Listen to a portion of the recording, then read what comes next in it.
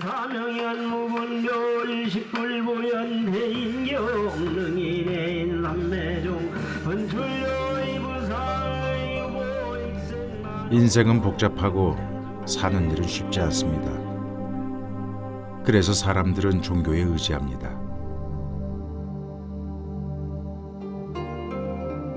망망대해, 번뇌와 망상의 거친 파도에서 벗어나 드넓은 지혜의 바다로 나아가려 합니다.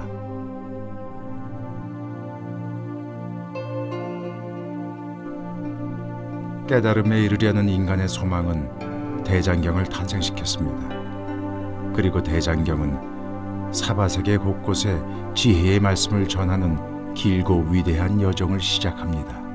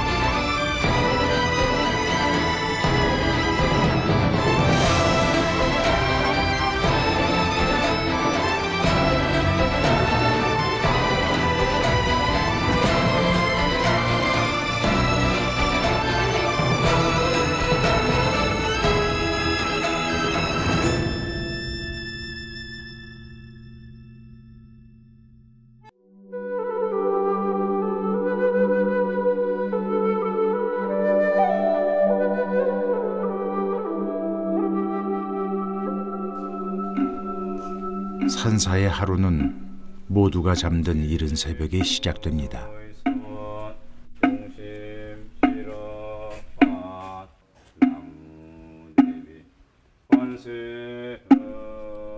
새벽 3시, 도량에 울려 퍼지는 소리는 하늘과 육지, 바다를 깨우고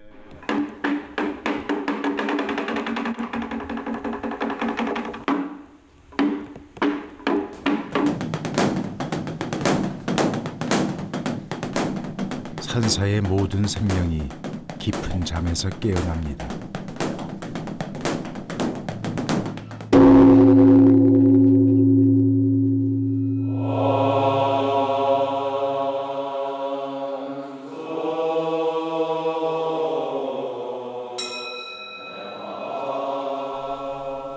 부처에게 예를 다하고 불경의 독송 소리가 미명을 깨울 때면 새벽 예불은 그 시작을 알립니다.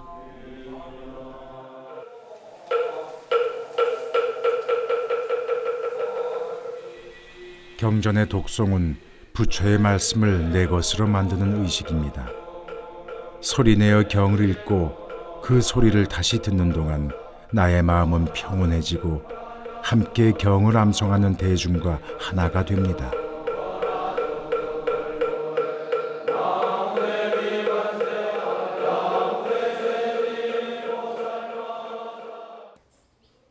삼라만상을 그대로를 실상이라고 본다면 우리가 원하는 어떤 실상 그 자체다 이 말이야. 그 자체로 그렇게만 본다면 분명해가지고 수행하는 스님들도 경전을 공부합니다.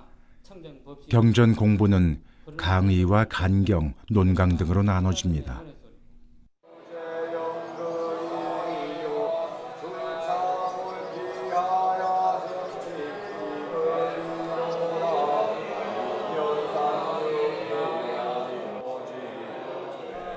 마음의 눈으로 경을 보고 소리내어 읽고 해석하고 토론함으로써 부처의 말씀을 받아들이고 진리와 깨달음에 이르는 불교의 전통 수행법입니다.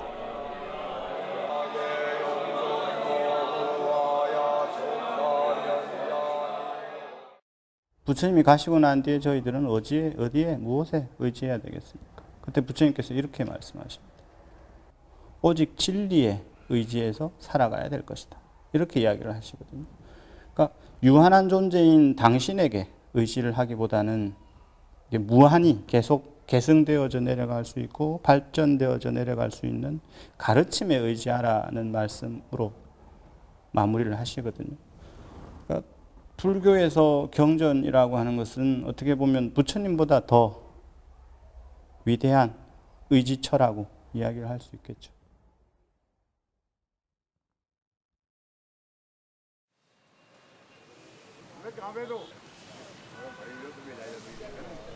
불교의 발생지 인도. 취재팀은 수도 델리의 국가기록 보관소에서 인도에서 가장 오래된 불교 경전을 볼 수 있었습니다. for permanent preservation. These are also for the permanent preservations, but we are doing the like supply the soft copy to the scholar. 1931년 인도 카슈미르의 길기트 지방에서 발굴된 이 불경은 나뭇잎에 글자를 새긴 후 먹물을 먹인 폐역경입니다.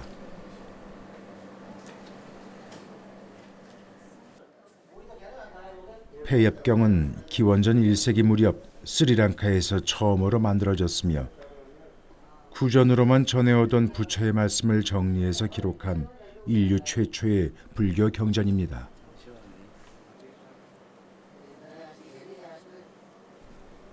이처럼 부처의 말씀을 기록한 경장과 불교의 계율을 모은 율장, 그리고 경과 율을 설명하고 해석한 논장을 모두 모아 집대성한 것을 우리는 대장경이라고 부릅니다.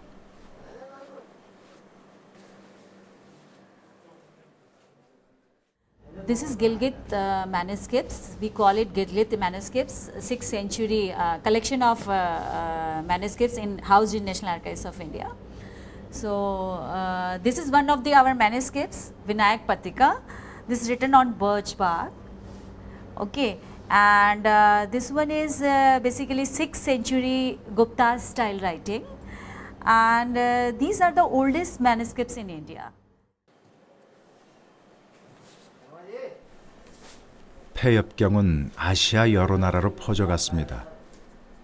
그런데도 이처럼 방대한 양이 인도에 남아있다는 건 당시 사람들의 종교적 열정과 경전에 대한 갈망이 그만큼 컸다는 것을 보여주고 있습니다.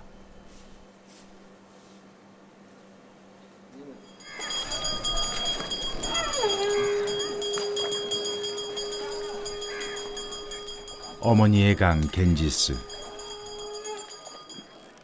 인도 사람들에게 가장 성스러운 공간입니다.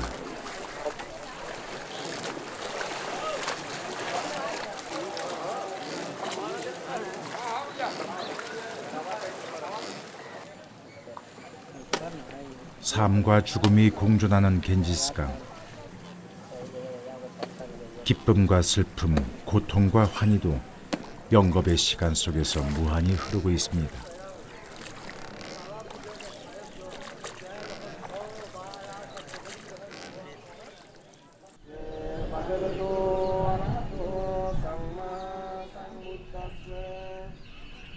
바라나시엔 불교 유적지가 많이 남아 있습니다. 샤르나티의 녹야원은 부처가 처음으로 설법을 한 곳입니다.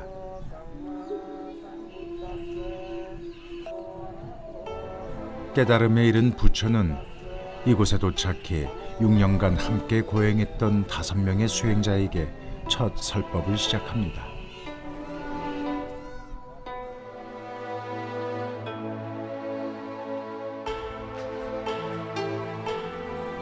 이것을 축부전 법륜이라고 하는데 그 내용은 사성제와 팔정도입니다. 사성제는 고집멸도, 즉 인간이기에 겪는 괴로움을 말하며 팔정도는 괴로움이 소멸되게 하는 8가지 길을 뜻합니다. 부처는 어느 쪽으로도 치우치지 않은 중도를 통해 팔정도를 실현할 수 있다고 말했습니다. 이제 부처의 가르침은 세상으로 퍼져나갔으며 불교는 하나의 종교로 자리를 잡게 됩니다.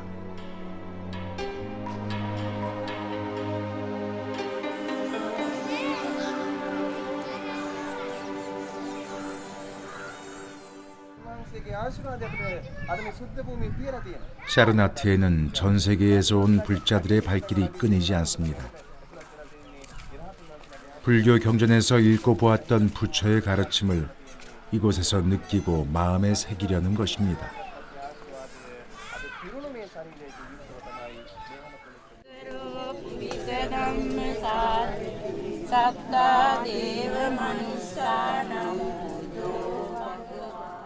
इस धम्म के स्तूप का बगल में भगवान बुद्ध ने आकर के उसके पहले बार प्रवचन दे दिया उसका पंचवक भिक्षु के लिए। ये प्रवचन देने के बाद में सबसे पहले बार भिक्षु बनाया, सबसे पहले बार उसका अरहत भिक्षु बनाया, धर्म दूत के लिए धर्म प्रचार करने के लिए उसका बनते लोग भिजवाया।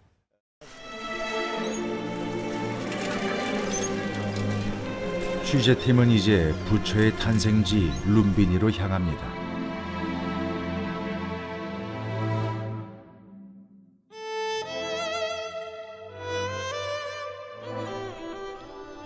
고귀한 신분으로 태어나 무엇 하나 부러울 게 없었던 왕자 시다르타. 그는 왜 고향을 떠나 고행의 길에 나섰을까요?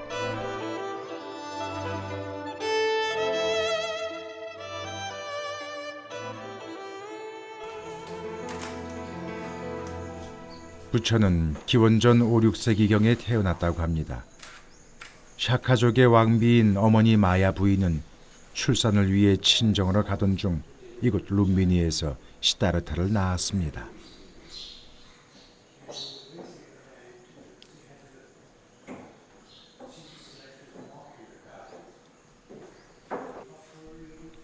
무수 아래서 아무런 근심 없이 세상에 나온 시다르타. 태어나자마자 그는 외쳤습니다. 오른손은 하늘을, 왼손은 땅을 가리키고 사방으로 7걸음을 내디디면서 하늘 위 하늘 아래 내 오직 존귀하나니 온통 괴로움에 휩싸인 삼계 내 마땅히 평온케 하리라.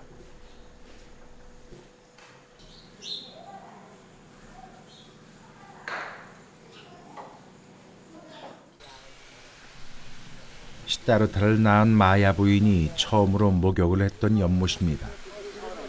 목욕 후 연못에는 부처의 숨결을 닮은 하얀 연꽃이 피어났다고 합니다.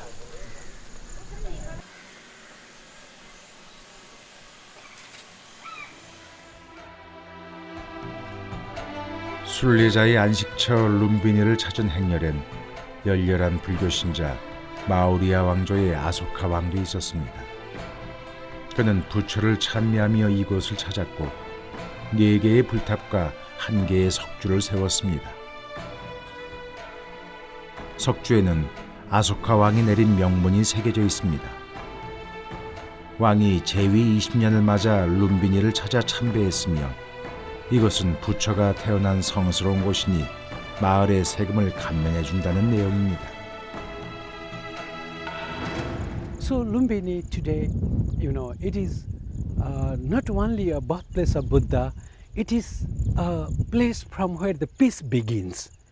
So it is a fountain of peace. Another interesting part of Lumbini today is it is not only for Buddhists. Even you have so many Hindu pilgrims here, even the Islam, they come and they pray here, even the Christian. So it is a fountain of old peace.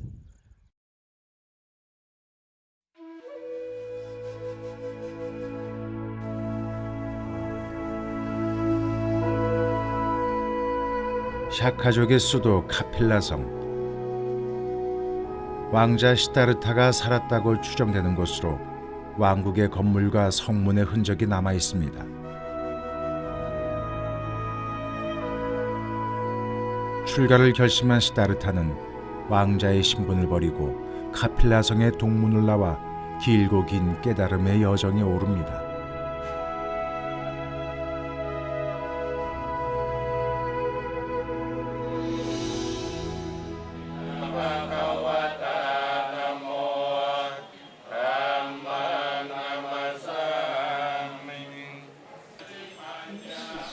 부처의 발자국, 불족적입니다. 보리수 아래서 득도한 시다르타가 자리에서 일어나 세상을 향해 내디딘 첫 번째 흔적입니다.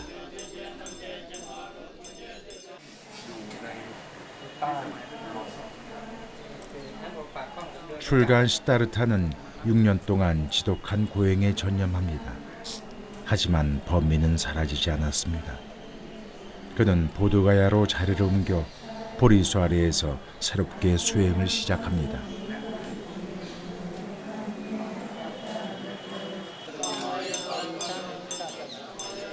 보리수 아래에서 부처는 인생은 고통이라는 사실을 직시하고 모든 걸 있는 그대로 보고자 애쓰며 수행에 전념합니다.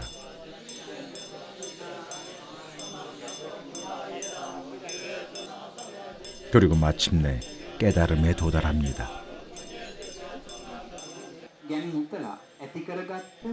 도를 깨친 부처는 이제 세상으로 나아가 설법을 시작합니다. දෙතිස් මහා පුරුෂ ලකුණින් බබල බබලා මේ අම්මා ඉදිරියේ හිටගෙන ඉන්නේ.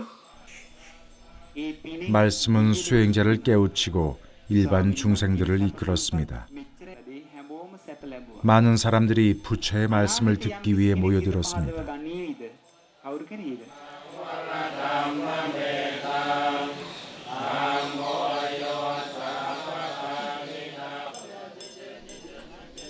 깨달음을 얻은 자 누구나 부처가 될 수 있다 했습니다.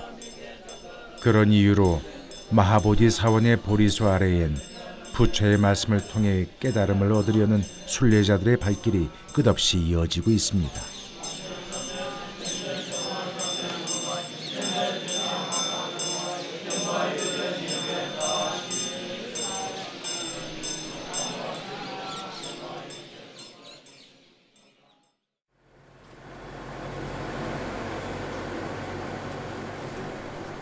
기원전 5세기에 번성했던 마가다 왕국의 수도 라즈기르로 가는 길입니다.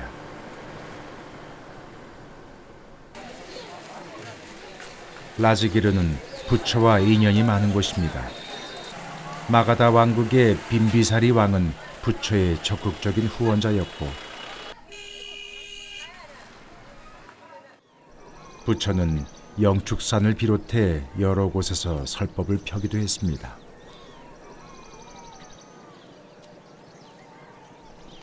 그 중에서도 우리가 주목할 것은 칠엽굴입니다. 칠엽굴은 7개의 동굴이 나뭇가지의 잎처럼 이어졌다고 해서 붙여진 이름입니다. 부처가 열반에 들고 3개월이 지난 후 제자들은 이곳에 모여 부처의 설법을 되새깁니다. 이를 불전결집이라고 하며 최초의 결집은 바로 이곳 칠엽굴 앞에서 이루어졌습니다. 부처의 애제자 가섭을 필두로 500명의 제자가 모여 내가 들은 바는 이와 같다로 시작해 부처의 가르침을 함께 암송했습니다.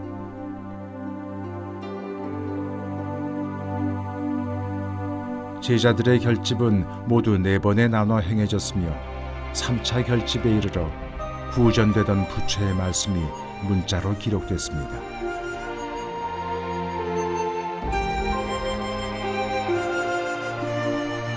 불교 경전의 역사가 시작된 것입니다.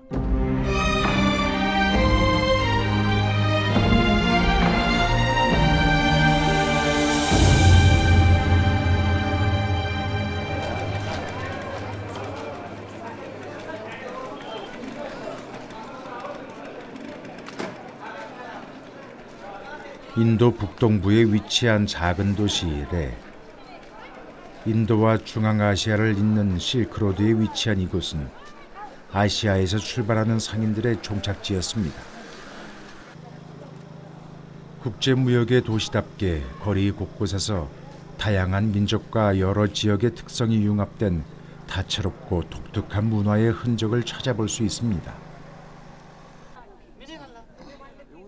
불교가 사라진 인도의 다른 지역과 달리 불교 사원이 흩어져 있는 것도 이곳만의 특징입니다.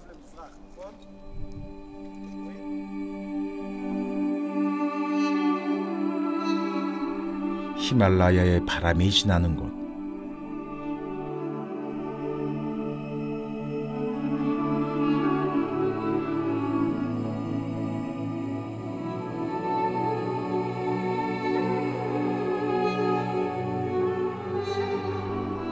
동서남북 깨달음과 진리의 말씀은 어디에서나 발견됩니다.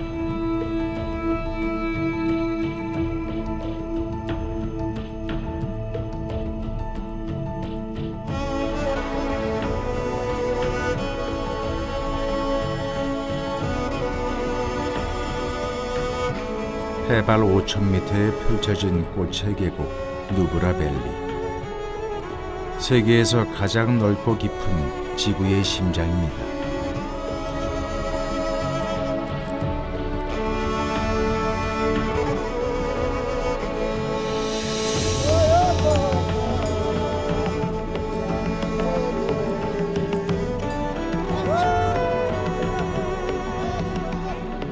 거칠고 험한 이 길을 따라 셀 수도 없이 많은 물건이 오가고 사람과 문화도 함께 이동했습니다.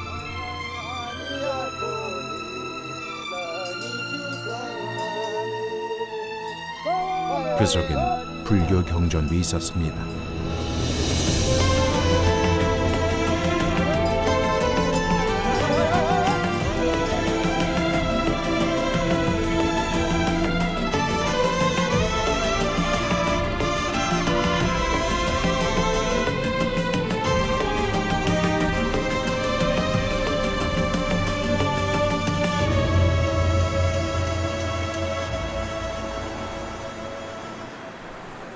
실크로드가 시작되는 도시 시안. 서역과 동북아시아를 잇는 관문으로 국제무역이 활발했던 고대 도시입니다. 진나라와 당나라의 수도로 중국 고대 문화의 요람인 시안은 13개의 왕조가 수도로 삼을 만큼 정치적 군사적 요충지였고 경제와 문화의 중심지였습니다.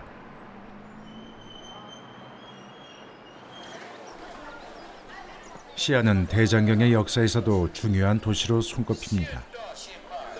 국제무역과 문화교류가 활발해서 대장경의 수입과 번역 전파가 다각도로 이루어졌기 때문입니다.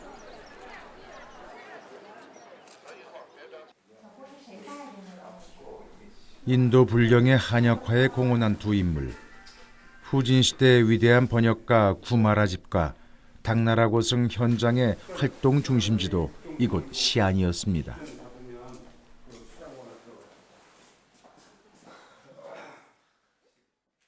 그 당시 그 장안이라고 하는 것은 정치 경제적으로 중심일 뿐만이 아니라 그다음에 그 문화의 중심지이기도 했고, 그렇기 때문에 그것은 번역의 작업이 가장 왕성하게 이루어집니다.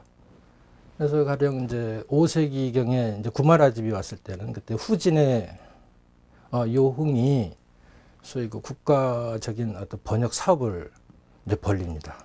그때 중심은 역시 구마라집이었고, 그다음에 이제 당태종 때는 이 현장을 주축으로 해가지고 국가적인 그 번역 사업을 일으킵니다.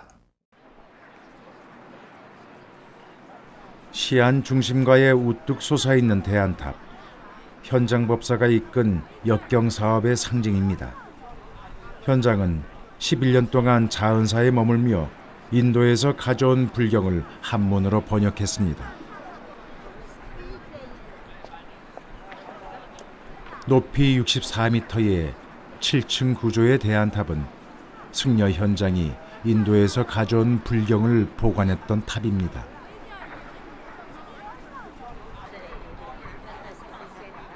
현장은 우리에게 서유기의 주인공 삼장법사로 더 잘 알려진 인물입니다. 그는 서역으로 구도의 길을 떠났고 돌아올 때 많은 양의 불경을 가지고 왔습니다.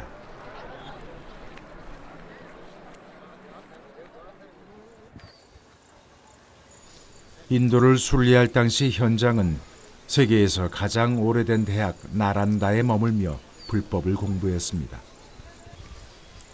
수학생이 만여 명이 넘었던 나란다는 당시 세계 최고의 종합대학이었습니다. 현장이 이제 나란다사에서 이제 수학을 하면서 실은 그 온갖 정보를 그 불교에 관한 어떤 정보, 불상이라든가 어떤 탑에 대한 거라든가 그다음에 뭐 산스크리트 사본에 대한 거라든가 그 나란다사에서 그 모든 실은 정보를 얻게 되는 거죠. 그래가지고 나란다사에 머무르면서 주기적으로 이제 떠납니다. 이렇게 그걸 자료들을 이제 수집을 하러. 그래서 현장이 어떤 뭐 산스크리트 어떤 사본이라든가 이런 것을 수집의 어떤 근거지가 됐던 것이 실은 나란다 서사가 아니었느냐.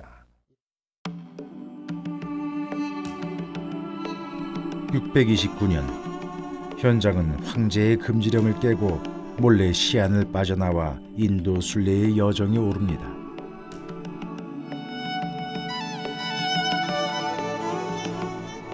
타클라마칸 사막과 파미르 고원을 지나 인도에 도착한 현장은 17년 동안 인도 각지를 떠돌며 불법을 공부하고 3천여 권의 책을 쓰고 불경과 각종 유물을 수집했습니다.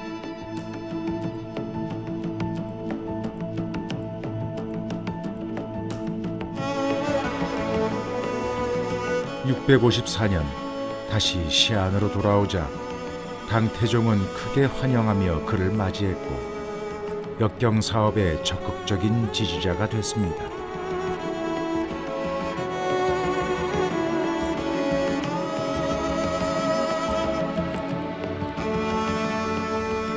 현장의 불경 한역화 작업은 국가가 지원하는 대규모 역경 사업이었습니다. 훗날 쏟아져 나온 필사본 불경도 현장에 한역 불경이 있었기에 가능했습니다. 또 북송의 목판 대장경 조성은 물론이고 중국과 한국, 일본의 불교 발전에도 큰 영향을 미치게 됩니다.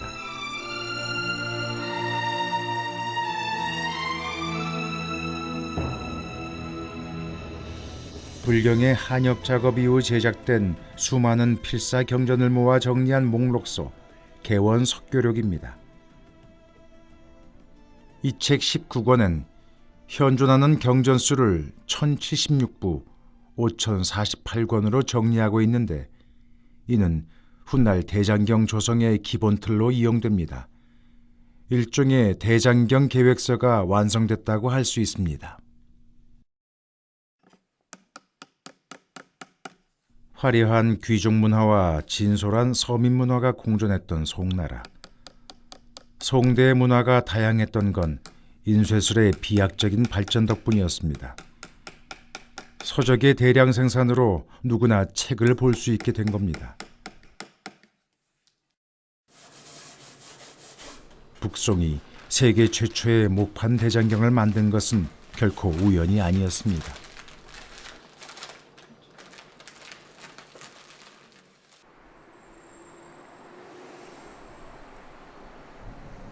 베이징 국가도서관.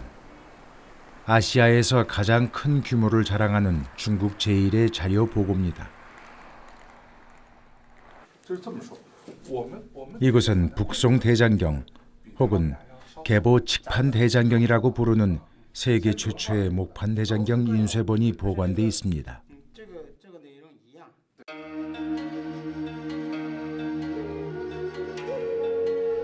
북송 대장경은 971년부터 13년에 걸쳐 조성됐는데 베이징 도서관에 보관돼 있는 이 대장경은 판각을 시작한 지 3년째인 개보 6년 973년에 봉칙조조, 즉 황제의 명령에 따라 만들어진 것입니다.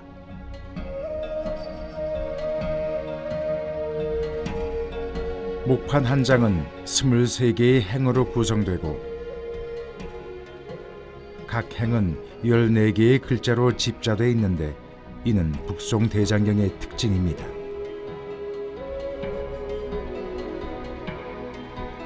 이 같은 형식의 목판이 모두 13만 개에 달하며 총 1079부 5048권의 불경을 집대성해 북송 대장경을 완성했습니다. 大概在唐代时期，雕版印刷术已经比较广泛的使用了，但是刻一部5000多卷的大藏经，这还是没有过的。那么北宋初年，天下安定了，开始由政府主持，政府有力量刻这部5000多卷的大藏经。 이 대형 사업이 마무리된 건 983년 태종 8년으로 이로써 중국은 처음으로 경율론과 성현 전기록으로 구성된 체계적인 대장경을 갖게 됩니다. 하지만 목판은 금나라의 침략으로 모두 소실되고 남아있는 게 없습니다. 5,000권이 넘는 인쇄본도 대부분 사라지고 현재는 겨우 12권만 전해올 따름입니다.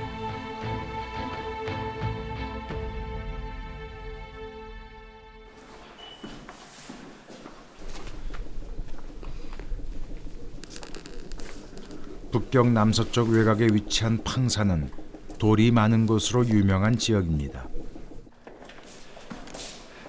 이곳은 14,000여 개의 돌에 불경을 새긴 방대한 양의 석경이 있습니다.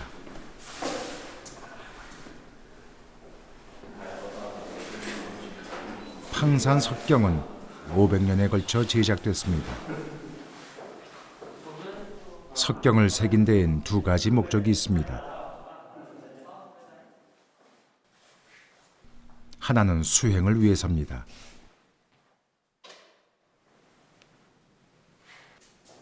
단단한 바위에 불경을 새김으로써 몸과 마음으로 부처의 말씀을 받아들이는 것입니다.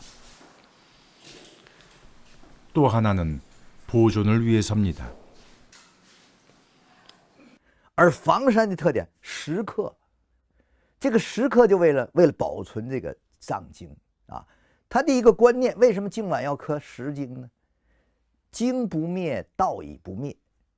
在这之前，中国有好几次法难，北魏太武帝啊，什么唐武宗啊等等啊，那纸的木头的烧了啊毁了。那么石经就是有这个意义，而果然这个意义很大。 북성이 목판 대장경을 완성하자 고려는 대장경을 들여오는 데에 공을 들입니다. 고려는 송나라의 사신을 보내 대장경을 요청합니다. 송나라 역사서 송사 권 487에 따르면 고려 성종은 989년에 승려 여하를 보내 대장경을 청했고 3년 후 991년에 또다시 사신을 보내 대장경 수입을 시도합니다. 이를 고려사는 사신 한원공이 송나라에서 돌아와 대장경을 왕에게 바쳤다고 기록하고 있습니다.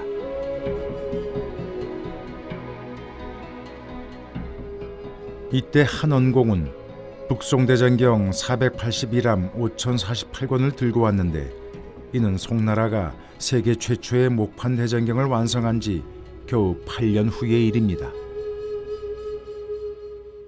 송과 고려는 북방 유목 국가들을 견제하기 위해서 이렇게 통교를 하고 있었고요.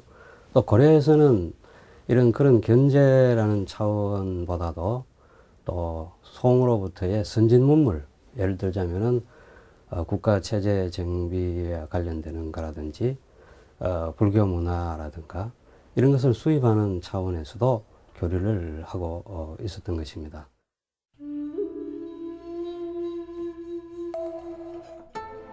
우리나라에 불교가 들어온 건 4세기 고구려 소수림왕 때의 일입니다.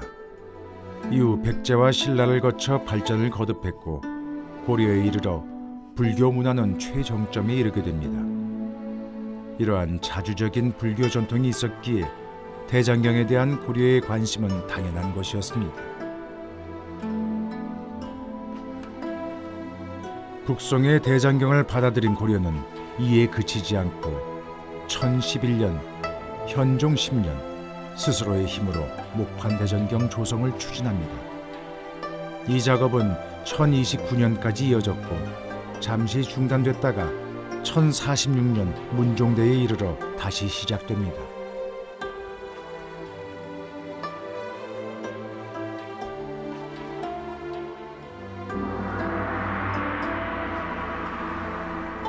그리고 1087년 마침내 고려 최초의 목판 대장경이 완성됩니다.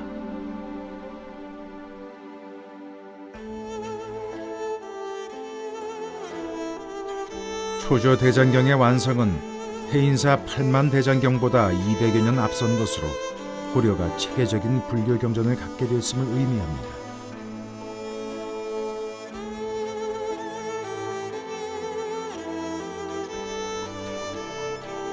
당대의 과학기술, 학문과 문화적 역량이 송나라와 견줘도 뒤질 게 없음을 보여줍니다.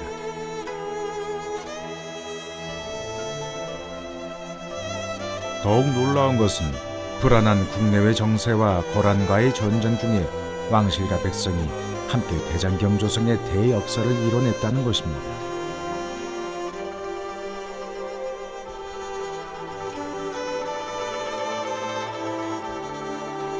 약 5,000권으로 추정되는 우리나라 최초의 목판 대장경은 이러한 역사의 경랑 속에서 탄생했습니다.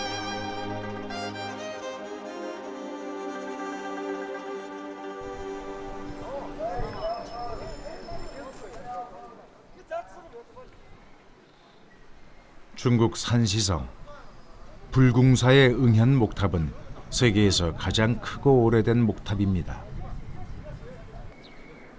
950년 요나라 때 건립된 것으로 추정되는 이 거대한 탑은 9층 높이에 키가 67m를 넘고 1층의 폭이 30m에 이릅니다.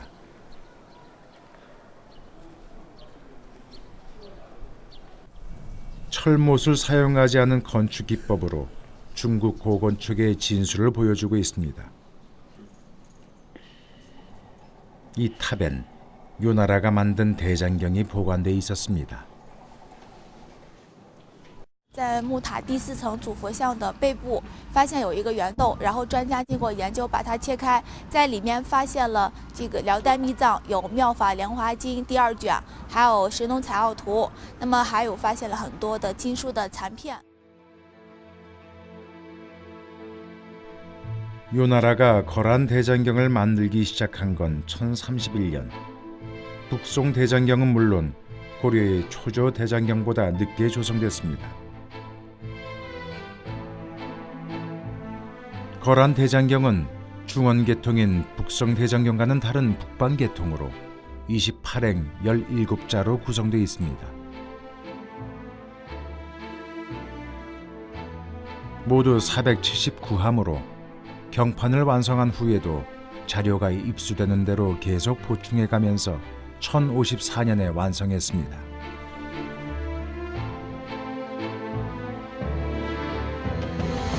(1063년) 요나라는 그들의 대장경을 고려로 보냈는데 이를 고려사는 이렇게 기록하고 있습니다. 거란에서 대장경을 보내왔다. 왕이 법가를 갖춰 타고 나아가 서교에서 맞았다.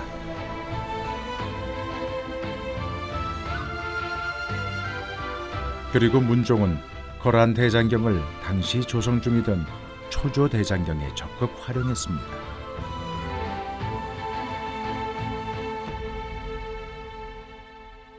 우리의 초조 대장경은 기본적으로는 중원계통의 개보측판 대장경을 바탕으로 만들어졌지만 후에 북방계통을 대표적인 거란 대장경인 이것을 참고해서 수정을 하고 보완을 했다는 것이 큰 의미가 있습니다. 더욱이 초조 대장경에서는 북송 개보측판 대장경이 원래부터 빠져있던 그러한 경전들을 대거 국내에 전래되고 있던 사본에 의거해서 추가 간행했다는 것이 큰 의미가 있다고 하겠습니다.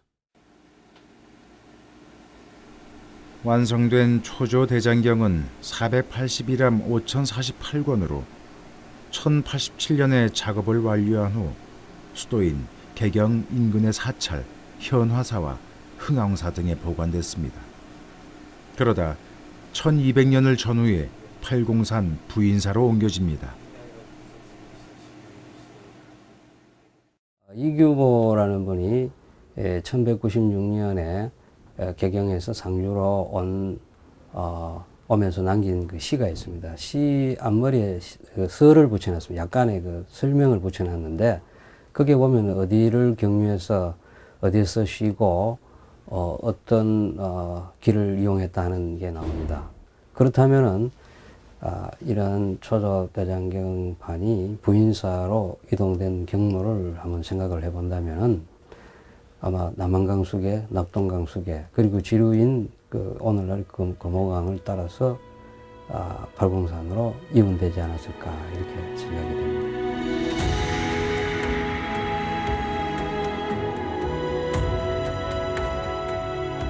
팔공산은 신라의 수도 서라벌을 호위하는 5개의 산 중 하나로 불교와 관련된 많은 이야기가 전해오는 대구의 진산입니다.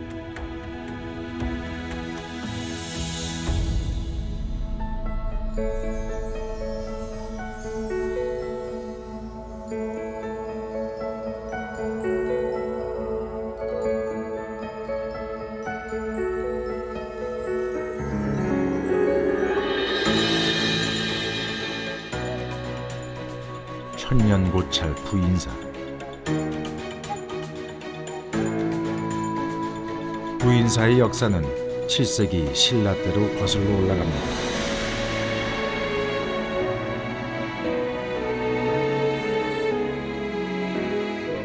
왕조가 바뀌고 수많은 전쟁과 역사적 사건을 지켜보면서 변함없는 모습으로 천년의 역사를 이어오고 있습니다.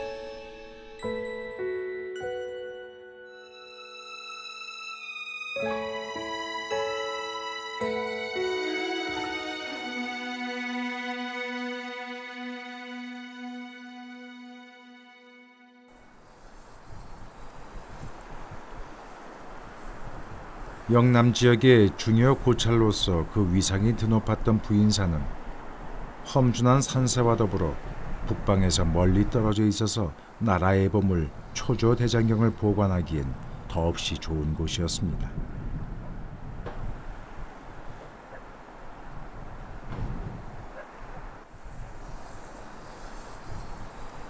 현재의 부인사는 팔공산 자락에 위치한 소박한 사찰에 불과합니다.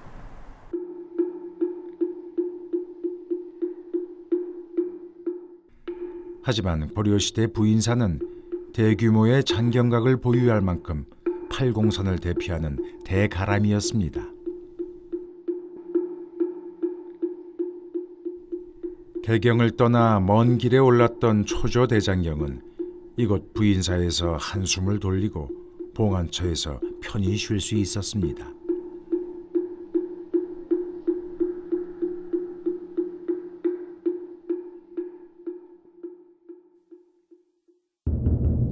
그러나 1232년 부인사에 위기가 닥쳐옵니다.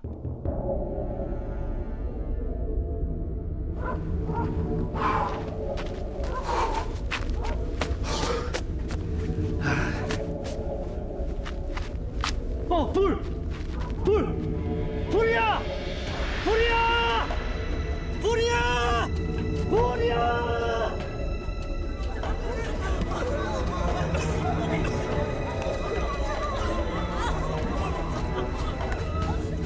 몽고 전란 중 부인사에 대형 화재가 발생합니다.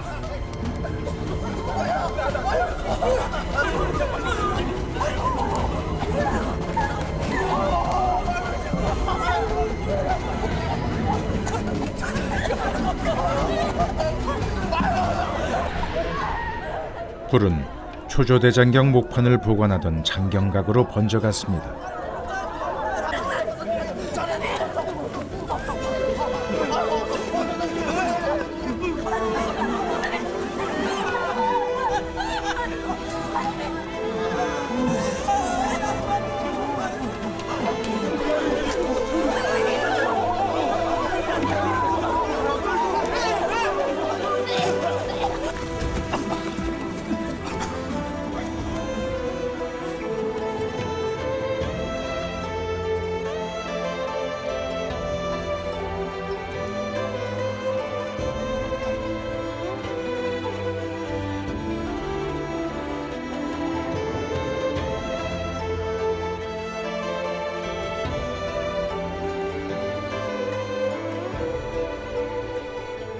초조대장경을 집어삼킨 화염은 가람 전체를 잿더미로 만들고 맙니다.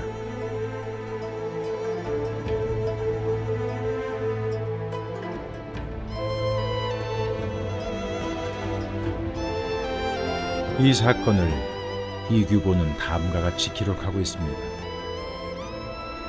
몽고군은 지나가는 곳마다 불상불경할 것 없이 닥치는 대로 불살라 없앴고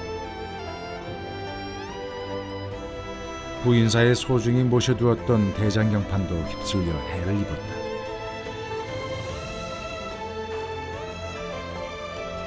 윗대로부터 이어온 공적이 하루아침에 재가 되었으니 나라의 대보를 잃었도다.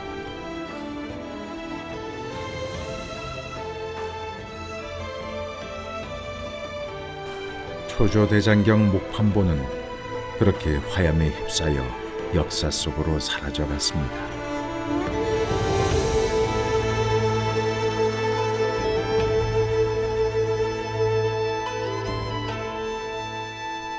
인도에서 시작된 대장경의 여정, 그 종착지는 일본입니다.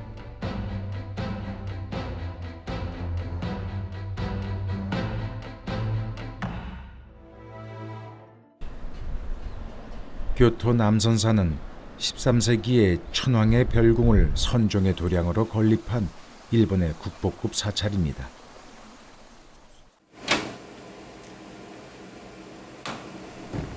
남선사엔 5천여 권의 대장경이 보관되어 있습니다. 중국과 한국에서 수입한 대장경과 일본 각지에 흩어져 있던 불경을 총망라하고 있는데 가장 주목할 점은 상당한 양의 초조대장경 인쇄본도 여기에 포함되어 있다는 사실입니다.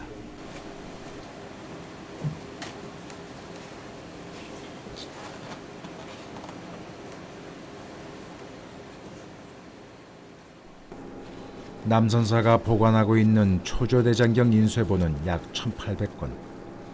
한국에 남아있는 것보다 6배나 많은 권수입니다.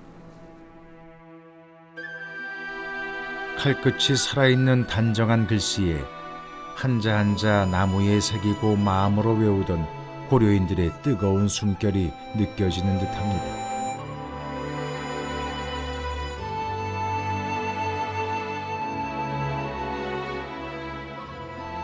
유려한 선과 정교하고 세밀한 판각술이 당대 고려의 높은 판화 수준을 엿보게 합니다.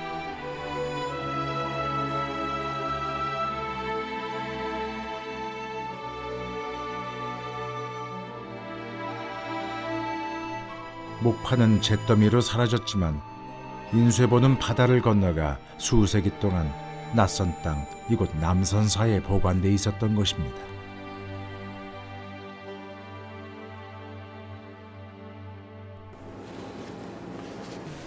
남선사가 대장경을 수집한 것은 14세기 무렵입니다.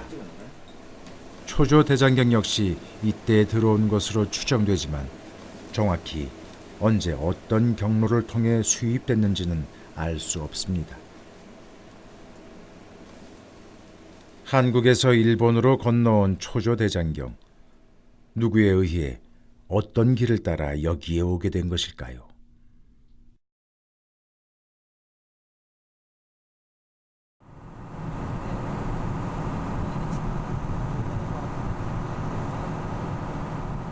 취재팀은 그 답을 한국에서 가장 가까운 일본 땅 대마도에서 찾아보고자 합니다.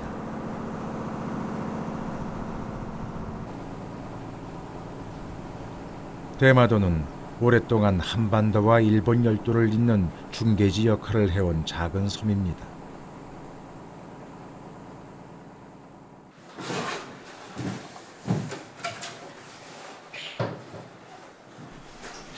이곳에서 취재팀은 단 한 번도 세상에 공개되지 않은 초조대장경 인쇄본과 마주하게 됐습니다.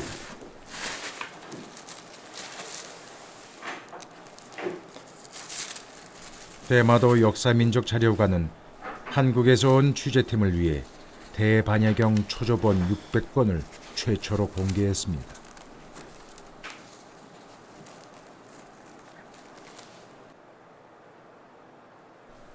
대반야경은 중생의 구제와 국가의 수호를 위해 널리 독송되는 불경입니다. 대장경의 맨 첫 부분에 대반야경이 배열되어 있는 것도 이 때문입니다. 따라서 교토 남선사에도 없는 오직 대마도에서 발견된 이 대반야경은 초조대장경의 어떤 불경보다도 그 가치가 높다 할 것입니다.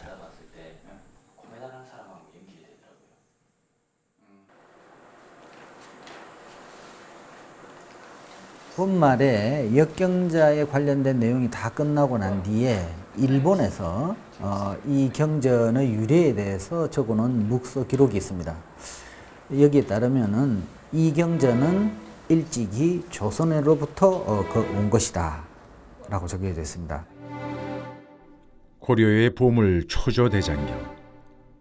어떻게 이 작고 외진 섬에 왔던 것일까요?